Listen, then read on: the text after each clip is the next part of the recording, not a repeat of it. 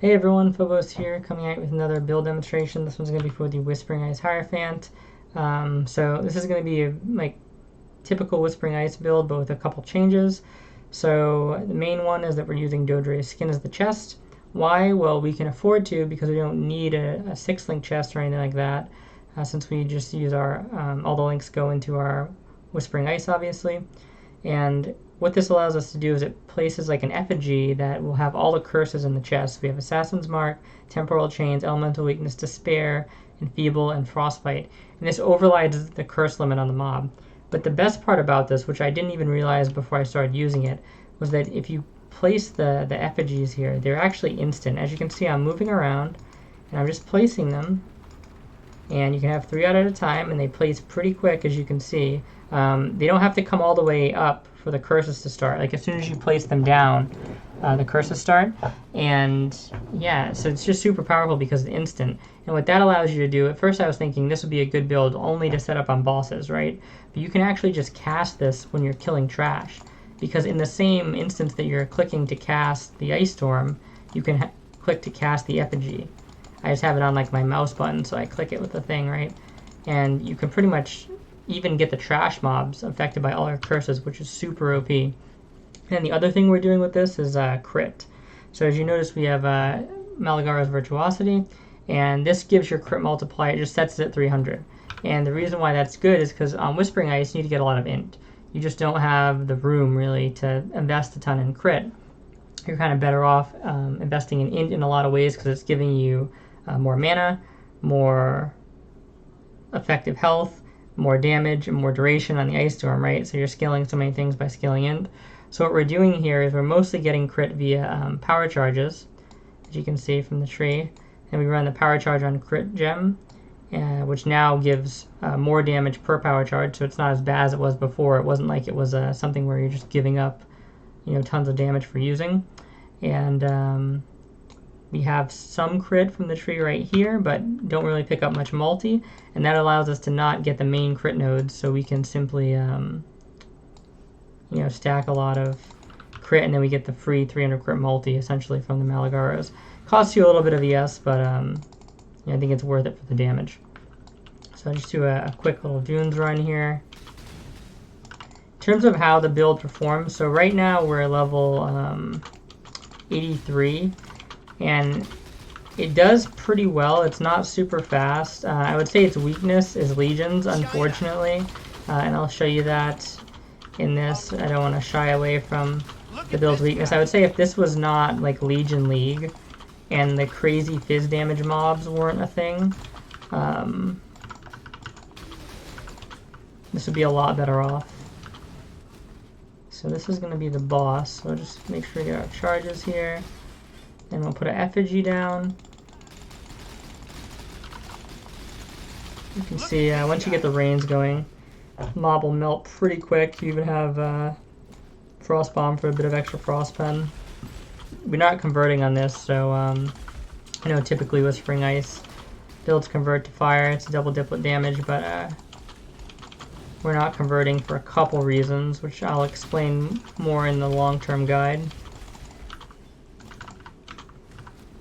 So this is going to be your Legion.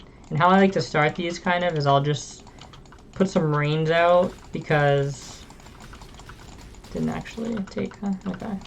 Yeah, I'll put some rains out because the duration on these is pretty decent since I have increased duration from the tree, increased duration from my belt, and I have a decent amount of int right now. I only have 1300 at the moment, but the build will end with above 1500.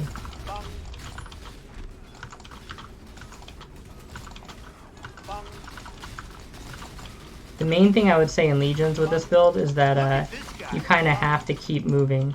You can't really face tank stuff, at least not with this amount of health. If I were to get this to like a high 90s or something like 95 and I got my full amount of points, I think it would be a lot more effective. I would have 30% more leech cap, and I would have a higher base cap leech cap to begin with because I would have the 12k ES that I would have in my PoB that I would get from having the points to be that high level. So that would help a lot when it comes to face tanking and stuff like that. But currently right now, it just doesn't do too well face tanking because we don't have a lot of actual physical mitigation, even though we have a decent health pool. The Basalt helps out a little bit, but essentially not enough. So I'm just going to show the Ascendancy really quick. We go Sanctuary of Thought, and that's to basically double dip with the mana giving us ES and stuff like that. It helps out with the mana cost of the skill as well, so it lets us get our mana down really low and still be able to cast. And then we have Arcane Blessing. This gives us a nice AoE, some Spell Leech, Area of Effect, damage, and Ailment Immunity is super nice, and getting Arcane Surge is really nice from this node, especially when you have Sanctuary of Thought, because Sanctuary of Thought makes it so that if you're on full ES, you actually don't spend any mana, which means that it can be hard to get Arcane Surge active if you're not taking any damage, essentially, right? Or if you're leeching too much and you're staying high too often. So that's pretty much the Ascendancy. This is the tree. And I'll give a quick look at the gear here. And any other questions or anything like that, you can feel free to PM me about. The links would be Hypothermia, Intensify, Spell Echo, Elemental Focus, Faster Casting, and Power Charge on Crit.